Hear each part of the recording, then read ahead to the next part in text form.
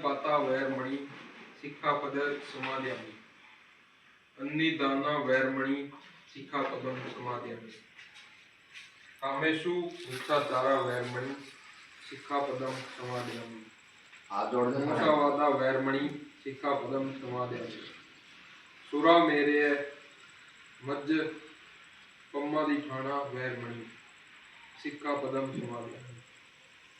पहला सी प्राणातिपाता वैरमणि शिक्षापदम समादयामि। मैं प्राणी हिंसा से विरत रहने की शिक्षा ग्रहण करता हूँ। जो व्यक्ति प्राणी हिंसा करता है या फिर अन्य जीवों को कष्ट देता है उसके जीवन में कष्ट ही लौट कर आते हैं। दूसरों को कष्ट देने वाला व्यक्ति कभी सुखी नहीं हो सकता। उदाहरण के लिए यदि हम किसी को चोट मारेंगे तो वह व्यक्ति भी हमें चोट मारेगा।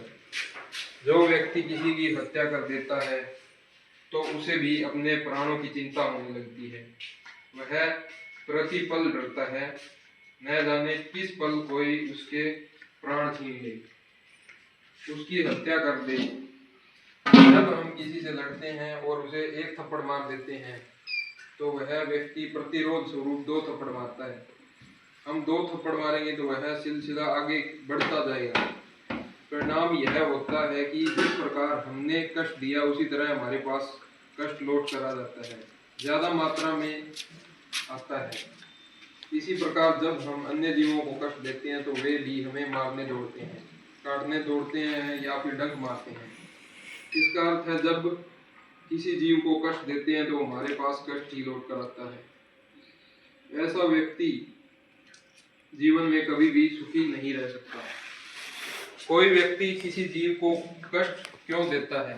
जब उस व्यक्ति के चित्त में क्रोध उत्पन्न होता है। क्रोध के परिणाम स्वरूप वह हिंसा करता है।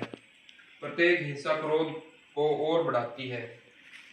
जो व्यक्ति क्रोधी होते हैं उनका जीवन हमेशा क्रोध के अधीन ही रहता है और वे प्रतिपल दुखी रहते हैं। क्रोधी व्यक्ति अपना विवेक खो देता है। जब भी परिस्थिति अनुकूल नहीं हुई वे क्रोधित हो जाते हैं। क्रोध की परिणति हिंसा होती है और हिंसा दुख का कारण बनती है। प्राय घर में देखते हैं कि जब एक माँ अपने बच्चे को दुखी हो जाती है तो उसे पीट देती है। जब वह क्रोध में थी तब उसने बच्चे को पीटा, बच्चा रोने लगा। माँ का क्रोध शांत होता है, माँ को भी रोना आता है। वह भी पश्चाताप करती है कि मुझसे क्या हो गया। किसी भी काम में असंतुष्टि हमारे लिए क्रोध का कारण बनती है। जीवन में अपूर्ण व्यक्ति या असंतुष्ट व्यक्ति क्रोध का शिकार बनता है। वह स्वयं भी दुखी रहता है और औरों को भी दुख देता है। शील का पालन उस व्यक्ति को सुखी बनाता है। जो व्यक्ति सजगता में जीना सीख लेता है वह अपने क्रोध पर नियंत्रण कर लेता है अर्थात हिंसा को रोकता है। व्यक्ति दूसरों को कष्ट देने से बच जाता है। जब भी आपको क्रोध आए तब आप तटस्थ होकर केवल क्रोध को देखें। आप देखेंगे कि जो ही चित्त में क्रोध पैदा हुआ कि हाथ उठने लगेगा। अगला पल हिंसा के लिए है। लेकिन सजग व्यक्ति देखता है कि उसके चित्त में क्रोध उत्पन्न हुआ है और उसी के परिणाम स्वरूप शरीर हिंसा करने को तैयार हो गया। आपकी सजगता से हाथ रुक जाता है। ज्यों ही हाथ रुका क्रोध जानेगा कि उसका काम समाप्त हो गया।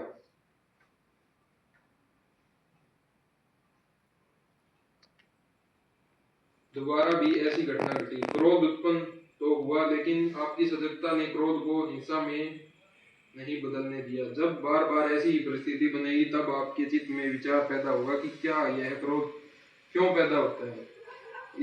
इसका यहाँ कोई उपयोग तो है नहीं। अपने आप को अनुपयोगी जान क्रोध का उत्पन्न होना ही बंद हो जाएगा। जब क्रोध का उत्पन्न होना बंद हो जाएगा तब चित्त में करुणा पैदा होने लगेगी। चित्त में उत्पन्न करुणा से हम प्राणी मात्र से मैत्री करने लगते हैं।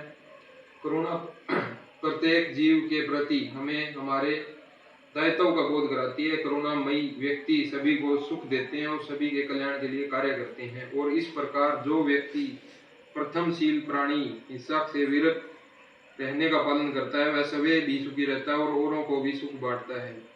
जब वह करुणा और मैत्री के साथ सुख बांटता है, तब उसके जीवन में सुख ही लौट कर आते हैं और वे ज्यादा मात्रा में।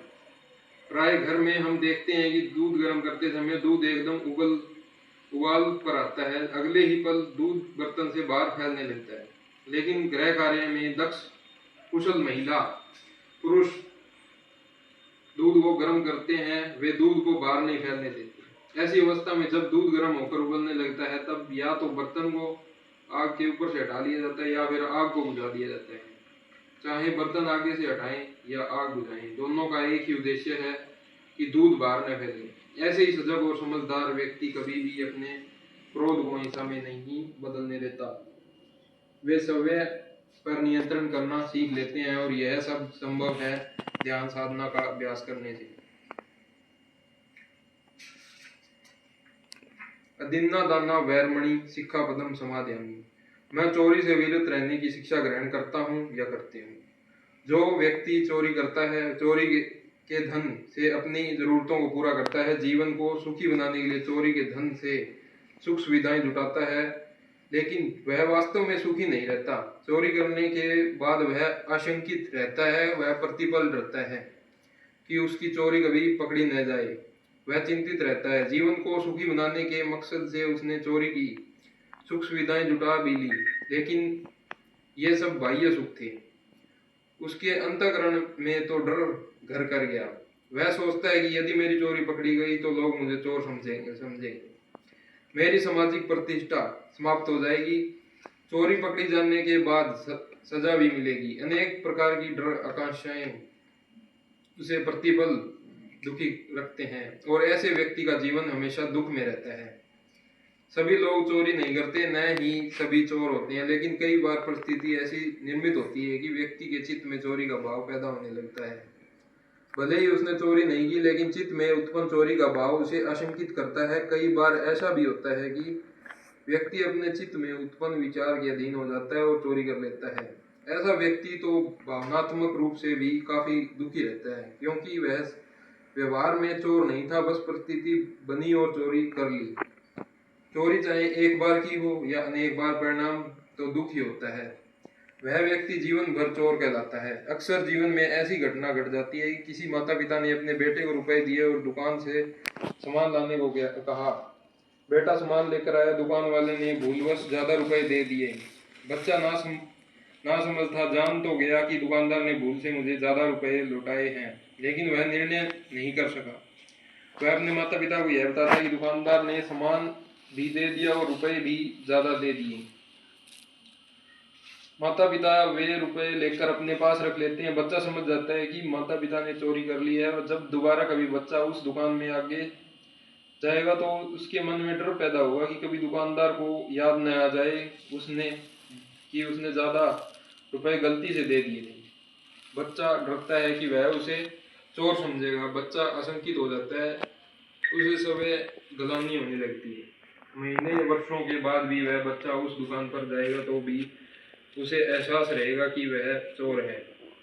माता पिता के अकुशल व्यवहार ने बच्चे के मनोबल को छोटा कर दिया। इसके विपरीत यदि इस अवस्था में बच्चे के माता पिता उसी समय बच्चे से कहते कि बेटा जरूर दुकानदार से गलती हो गई है, अभी जाओ और ये रुपए उसे लौटा कर आओ। बच्चा जब दुकानदार को वह राशि वापस लौटाता है तो दुकानदार भी उसे शाबाशी देता है और कहता है तुम्हारे माता पिता बहुत अच्छे हैं, तुम्हें अच्छे संस्कार दिए। शाबाशी के ये शब्द उस बच्चे के मनोबल के बढ़ाने में सहायक होते हैं। जब भी वह बच्चा उस दुकान पर जाता है, उसे ईमानदार होने का गर्व होता है और वह पल उसके लिए सुखद होता है। न तो वह बच्चा चोर था और न ही माता पिता, बस परिस्थिति बनी कि चित्त में चोरी का भाव उत्पन्न हुआ और चोर बन गए। चोरी करने वाला व्यक्ति हमेशा दुखी रहता है। जब ईमानदार व्यक्ति की ईमानदारी की चर्चा समाज में होती है तो वह उस व्यक्ति का मनोबल बढ़ जाता है। गर्व और गरिमा के साथ उसे सुखद अनुभूति होती है। चोर व्यक्ति न भी करे तो उसे ही चोर समझा जाता है। चोरी न करने पर भी चोरी का आरोप उसी पर लगता है। वह लाख दलीलें दे, उस पर कोई भरोसा नहीं करता। दूसरी तरफ यदि ईमानदार व्यक्ति पर गलती से चोरी का आरोप लगता है तो वह व्यक्ति अपने नैतिक साहस से परिस्थिति का मुकाबला करता है और विजयी होता है। ईमानदार व्यक्ति हमेशा सुखी रहता है, निर्भय रहता है। दूसरे शील का पालन न करने वाला व्यक्ति हमेशा दुखी रहता है और शील का पालन करने वाला हमेशा सुखी रहता है। तीसरा शील, कामेषु मिच्छाचारा वैरमणि सिक्खापदम समादयामि। मैं व्यभिचार में विरत रहने की शिक्षा ग्रहण करता हूँ, करती हूँ। चरित्रहीन व्यक्ति दुराचार करता है। ऐसा व्यक्ति महिलाओं पर कुदृष्टि रखता है। काम वासना उसे निरंतर गलत मार्ग पर चलने के लिए विवश करती है। दुष्चरित्र महिला भी काम वासना के वशीभूत गलत मार्ग पर चलती है। दुष्चरित्र व्यक्ति प्रतिपल दुखी रहता है। उसे भी डर रहता है कि जब उसकी चरित्रहीनता का पता चलेगा तब बेनकाब हो जाएंगे, उसका सम्मान गिर जाएगा।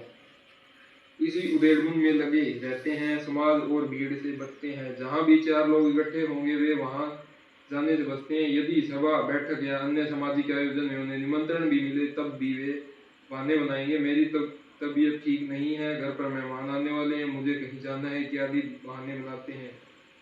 उन्हें डर लगता रहता है कि यदि लोगों के बीच में जाएंगे तो कभी इस विषय पर चर्चा न हो जाए, कोई हमारे नैतिक अनैतिक संबंधों पर प्रश्न न कर दे। इसलिए ऐसे व्यक्ति सभा बैठक या समाज से दूर रहते हैं और बचने की कोशिश करते हैं। चरित्रहीन व्यक्ति का मनोबल टूटा रहता है और उसका व्यक्तित्व भी संकीर्ण रहता है। यह उनके दुख का सबसे बड़ा कारण है। चरित्रहीन व्यक्ति अपने आचरण से, चित्त से उत्पन्न काम वासना से सदा दुखी रहता है। ऐसे व्यक्ति की संतानें भी दिशाहीन हो जाती है, क्योंकि उसकी संतानें समझती है कि उनके माता पिता चरित्रहीन है। उनके इस प्रभाव से उनकी संतानें भी इसी मार्ग पर सुख खोजने लगती है। जब उनकी संतान चरित्रहीनता का शिकार होकर गलत आचरण करने लगती है तो वे माता पिता उन्हें रोक भी नहीं सकते।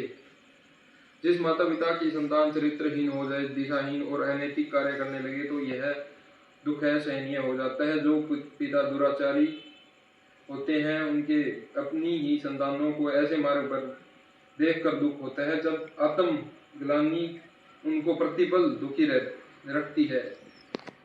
चरित्रहीन व्यक्ति का न कोई मित्र है और न ही उससे संबंध रखता है। प्राय ऐसे लोग अकेले होने के डर से करा रहे होते हैं। जो व्यक्ति नैतिक रूप से बलशाली है, काम वासना से विरत रहते हैं, वे हमेशा सुखी रहते हैं, सभा सम्मेलन में सम्मान पाते हैं। ऐसे व्यक्ति की संतानें भी अपने माता पिता का अनुसरण करती है, शीलवान बने रहकर अपने चरित्र को बनाए रखती है। जिस माता पिता की संतान चरित्रवान होती है, ऐसे माता पिता निर्भय रहते हैं और वे अपनी संतानों पर भरोसा रखते हैं और उनकी संतानें भी सदाचार के मार्ग पर चलते हुए अपने माता पिता का विश्वास बनाए रखती है। यह स्थिति प्रत्येक माता पिता के लिए सुखकर होगी। चरित्रहीन व्यक्ति यदि कोई भी गलत आरोप भी लगा दे तो लोग सोचते हैं कि जरूर उन्होंने अनैतिक कार्य किया होगा। वह कितनी भी दलीलें दे ले, लोग भरोसा नहीं कर सकते। और यदि चरित्रवान व्यक्ति पर कोई गलत आरोप लगाया भी जाए तो वह व्यक्ति भयभीत नहीं होता, अपने धर्म और नैतिक बल की परिस्थिति का सामना करता है तथा सुखी रहता है। चरित्रवान व्यक्ति हमेशा निर्भय रहते हैं, धार्मिक होते हैं, विपरीत परिस्थिति में भी आपा नहीं खोते और हमेशा सुखी रहते हैं। जीवन में नैतिकता ही सुख का आधार बनती है। यदि माता पिता चाहते हैं कि उनकी संतान चरित्रवान बने तो इसके लिए माता पिता को सव्य आदर्श बनना होगा। संतानों पर माता पिता के आचरण का प्रभाव रहता है और बच्चे उनका अनुसरण करते हैं। इसलिए प्रत्येक माता पिता को चाहिए कि चरित्रवान बने, सजगता से अपने कुशल चित्त का निर्माण करे, सव्य को आदर्श बनाना, बच्चों को वैसा ही बनने की प्रेरणा देना। नैतिक रूप में मजबूत व्यक्ति ही दूसरे को अनैतिक कार्य करने से रोक सकता है। यदि एक बार गलत चरित्र का निर्माण हो गया तो जीवन भर उसकी भरपाई नहीं की जा सकती। यदि एक बार कुशल चरित्र का निर्माण हो गया, जीवन भर उसे बचाकर रखना आसान रहता है, क्योंकि नैतिक बोध का होने का बोध और उसका सुख व्यक्ति को निरंतर इस मार्ग पर चलने को प्रेरित करता है। चरित्रहीनता दुख पैदा करती है और जो किसी के लिए भी अनुकरणीय नहीं होती। चौथा शील, मुसावादा वैरमणि सिक्खापदम समादयामि। मैं झूठ बोलने, चुगली और निंदा करने से विरत रहने की शिक्षा ग्रहण करता हूँ, करती हूँ। जो लोग झूठ बोलते हैं वे अपने एक असत्य कथन को छुपाने के लिए अनेक झूठ बोलते हैं। झूठ बोलने वाला व्यक्ति समाज में अविश्वसनीय हो जाता है, कोई भी उस पर भरोसा नहीं करता। ऐसे व्यक्ति उपेक्षित रहता है। सामाजिक उपेक्षा इस व्यक्ति के लिए दुख का कारण बन जाती है। ऐसा व्यक्ति दुखी रहने लगता है। झूठा व्यक्ति यदि सच बोले तो भी उसे संदेह से देखते हैं। प्राय अधिकांश लोग चुगली और निंदा करने में लगे रहते हैं। जब वे किसी की चुगली करते हैं तो उन्हें बहुत अच्छा लगता है और चुगली सुनते हैं तब भी। दोनों अवस्थाओं में आनंद आता है। यही आनंद थोड़े समय के बाद आपसी झगड़े का कारण बनता है। महिलाएं तो विशेष रूप से चुगली सुनने और चुगली करने में बड़ा आनंद पाती हैं। इस कार्य को परिणति अक्सर झगड़े के रूप में सामने आती है। तथागत ने कहा, जो लोग दूसरे की निंदा करते हैं वे निंदा के पात्र बनते हैं। दूसरे की बुराई करने वाला व्यक्ति निंदा का पात्र बनता है। इसलिए तथागत ने कहा है पर निंदा से बचो। परंतु हम न तो पर निंदा से बचते हैं और न ही चुगली से। जब हम किसी की बुराई करते हैं तो हमारे पास बुराई ही लौट कर आती है, और वह भी ज्यादा मात्रा में। जब हम किसी की प्रशंसा करते हैं तो वे भी हमारी प्रशंसा करते हैं और हमारी पात्रता हमारे द्वारा चुने गए मार्ग पर ही निर्भर करती है। दूसरे के प्रति हमारे चित्त में उत्पन्न ईर्ष्या के कारण ही हम उसकी चुगली व निंदा करते हैं। अतः इससे बचने का उपाय, हम दूसरों के प्रति अच्छा सोचें, द्वेष पैदा न होने दें, और यदि भाव में हमें सुखद स्थिति तक पहुंचाता है। एक समय की घटना की तथागत भिक्षु आनंद के साथ कहीं जा रहे थे। मार्ग में एक गांव में रुके। तथागत ने चाहा कि इन गांव वालों को धम देश न दे, लेकिन वे लोग बहुत ही उद्दंड थे। उन्होंने तथागत को सुना ही नहीं और न ही बैठने को आसन दिया। तथागत बिना कुछ कहे वहां से चले गए। अगले गांव में रुके और यहाँ के लोग बड़े श्रद्धावान थे। उन्होंने बड़ा ही आतिथ्य सत्कार किया, बैठने को आसन दिया, पीने को पानी। तथागत ने उन ग्रामीणों को देश न दी और वहां से चल पड़े। मार्ग में आनंद ने पूछा, तथागत, पहले गांव वालों ने बुरा व्यवहार किया और आपने उनके बारे में कोई बुरा शब्द नहीं कहा और न ही उनकी निंदा की। दूसरे गांव वालों ने बड़ा सम्मान दिया और आपने उनकी प्रशंसा भी कोई शब्द नहीं कहे। तथागत, इसका आशय क्या है? तथागत ने आनंद से कहा, हे आनंद, यदि कोई व्यक्ति पात्र में मिठाइयां भरकर तुम्हारे सामने रखे तो क्या बिना मिठाइयों का स्वाद बता सकते हो? आनंद ने कहा, नहीं तथागत, बिना खाए मिठाइयों का स्वाद नहीं बताया जा सकता। तथागत ने कहा, तो आनंद, जब तुमने वो मिठाइयां खाई ही नहीं फिर वे कहाँ गई? आनंद ने कहा, तथागत, वे उसी पात्र में रह गई जिसमें रखी थी। तथागत ने कहा, हे आनंद, जब तुमने पात्र को भी नहीं लिया फिर वे मिठाइयां कहाँ गई? आनंद ने कहा, तथागत, वे उसी के पास रह गई जिसके हाथों में थी। तथागत कहते हैं कि हे आनंद, इस बात को समझो, जैसा तुम बता रहे हो, पहले गांव वालों ने तथागत का अनादर किया तो मैंने उसे लिया ही नहीं। फिर मुझे क्या पता चलता है कि वह अनादर था? जैसा तुम कहते हो दूसरे गांव वालों ने तथागत का सत्कार किया, वह भी मैंने स्वीकार नहीं किया, इसलिए उन्हें भी क्या कहता? हे तथागत, हे आनंद, तथागत न तो अनादर स्वीकार करते हैं न ही आदर। दोनों अवस्थाओं में तथागत तटस्थ रहते हैं। इसलिए किसी के लिए बुरे और किसी के लिए अच्छे कहने का अर्थ ही नहीं है।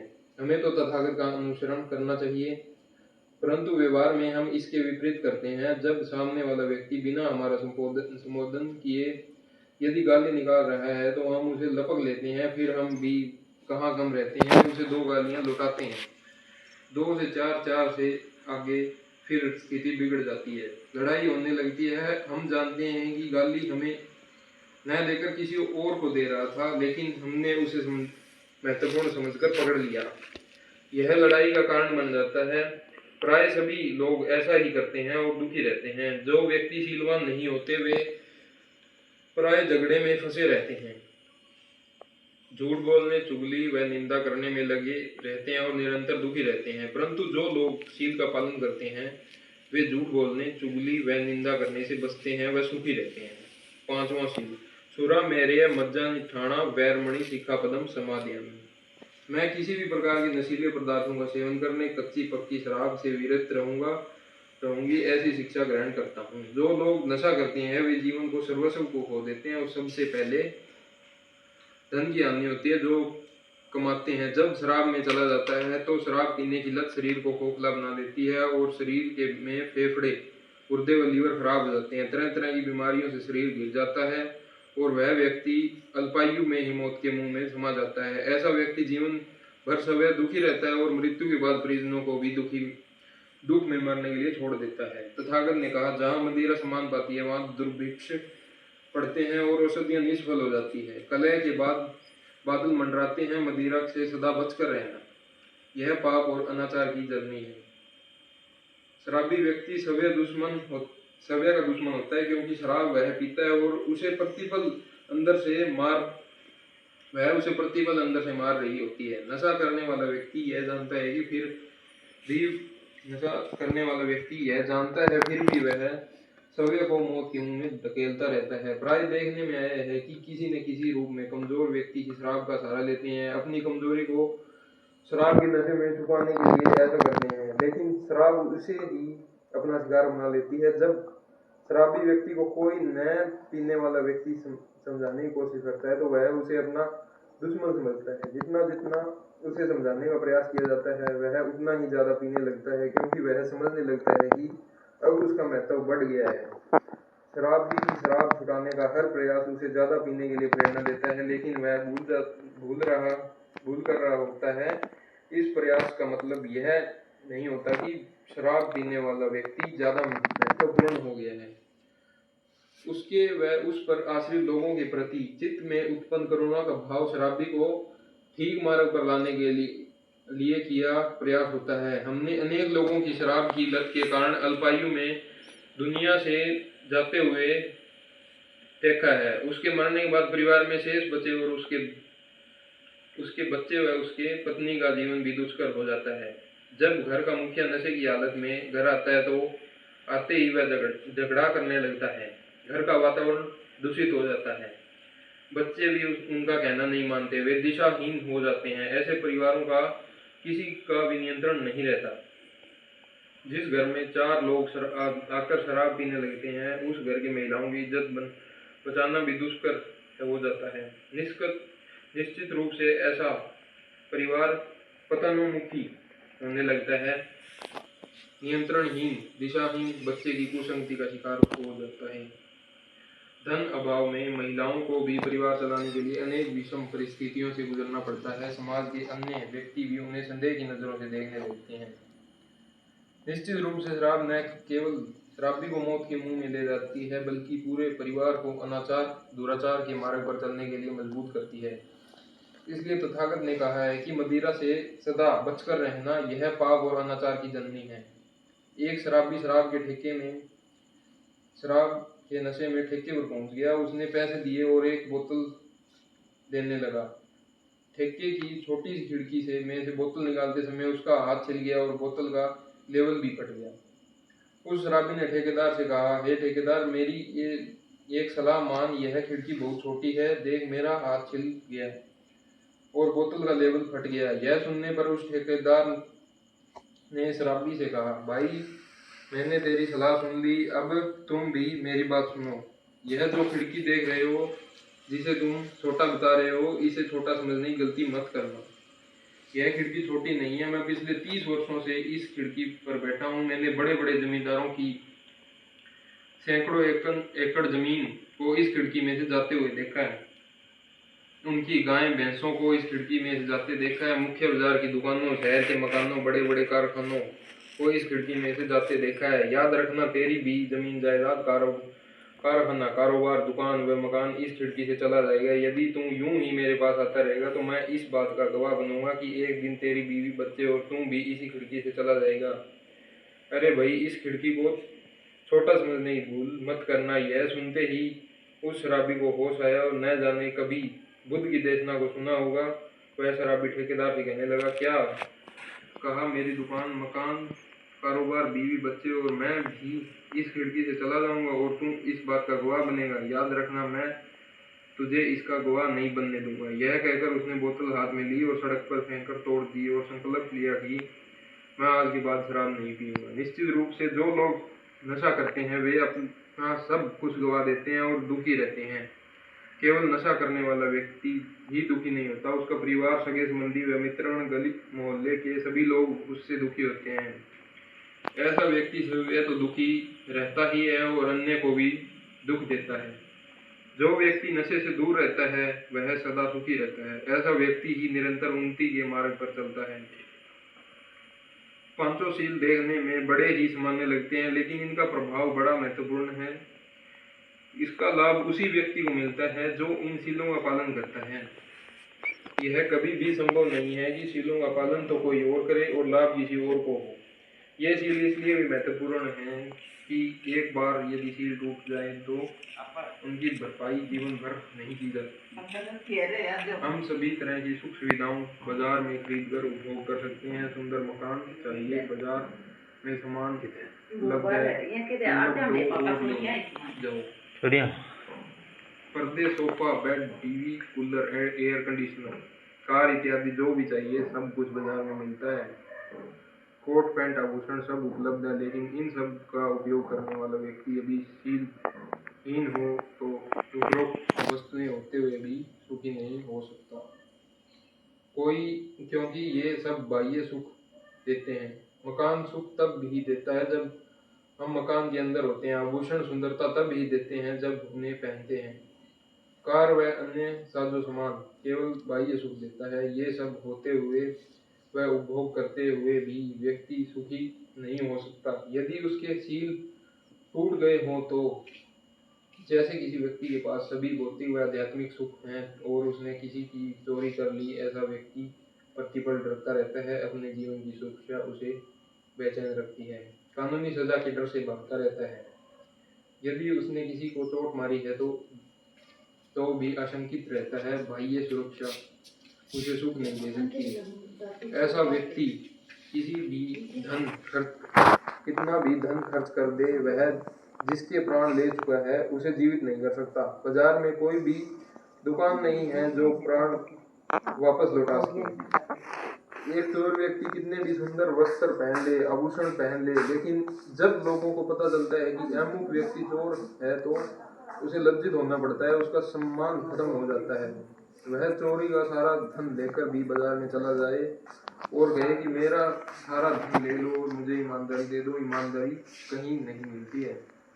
उसने चोरी की है, चोर ही कहलाएगा। चोर होने का दुख जीवन भर उसे दुखी रखेगा। जो व्यक्ति चरित्रहीन, अनैतिक और व्यभिचारी व अपराध बोध से ग्रसित होता है वह जीवन में प्राप्त सब कुछ भी दे दे, किसी भी बाजार में किसी भी दुकान पर जाकर कहे कि मेरी सारी संपत्ति ले लो, मुझे केवल 100 ग्राम चरित्र दे दो, वह खाली हाथ लौटेगा, क्योंकि चरित्र बाजार में नहीं मिलता। यह तो सभी विकसित करने वाला गुण है।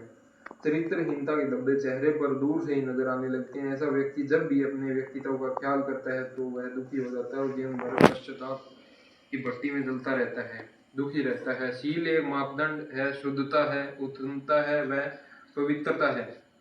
शीलवान व्यक्ति संदेह से परे रहता है। शील विश्वास का प्रतीक है। हमें याद रखना चाहिए कि शील प्रमाण है उत्तमता का, शुद्धता का, विश्वास का व पवित्रता का। शील अमूल्य है और इसका कोई विकल्प नहीं है। इसी प्रकार झूठ बोलने वाला और निंदा करने वाला कोई भी कीमत देकर ईमानदारी नहीं खरीद सकता और जीवन भर झूठा ही कहलाता है तथा उसकी सब जगह निंदा ही होती रहती है। अवगुण जितना गहरा होगा दुख उतना ही ज्यादा आता है। शराबी व्यक्ति जितनी संपत्ति बिक चुकी है, शरीर जर्जर हो चुका है, बच्चे दिशाहीन हो गए हैं, ऐसा व्यक्ति अपना जीवन भी दे दे तो यह सब लौट कर नहीं आता। शील बहुत ही अनुपम है, इसका पालन ही एकमात्र मार्ग है। शील आचरण है, इन्हें आचरण में उतार कर ही आनंद की प्राप्ति होती है। शीलवान व्यक्ति प्रतिपल सुखद एहसास करता है। शीलों के प्रभाव से समाज में सम्मान का पात्र बनता है। हर महत्वपूर्ण अवसर पर उसे उचित स्थान मिलता है। शीलवान व्यक्ति के व्यक्तित्व से पूरा वातावरण भी महकता है। यदि उसका परिवार भी शीलवान है तो उसके आसपास का वातावरण भी महकता है। उनके पड़ोसी भी उनकी उपस्थिति मात्र से सुख अनुभव करते हैं। और शील एक महकता हुआ उपवन है। जो भी इस उपवन में रहता है उसे जीवन में आनंद ही मिलता है। शील जीवन का आधार है। आचरण में उतारने का अभ्यास ही एकमात्र समाधान है। गौरव, गरिमा, वैभव, मान सम्मान और उच्चतम प्रकाष्ठा का प्रतीक है। अतः शीलवान बनो, आचरणवान बनो। दुख मुक्ति और सुख प्राप्ति मार्ग पर चलकर ही सच्चे आनंद की प्राप्ति संभव है। तीसरण व पंचशील ओकाश बनते। तीसरण सेन पंचशील धम्म याचामी अनुग्रह कत्वा शील देत बनते।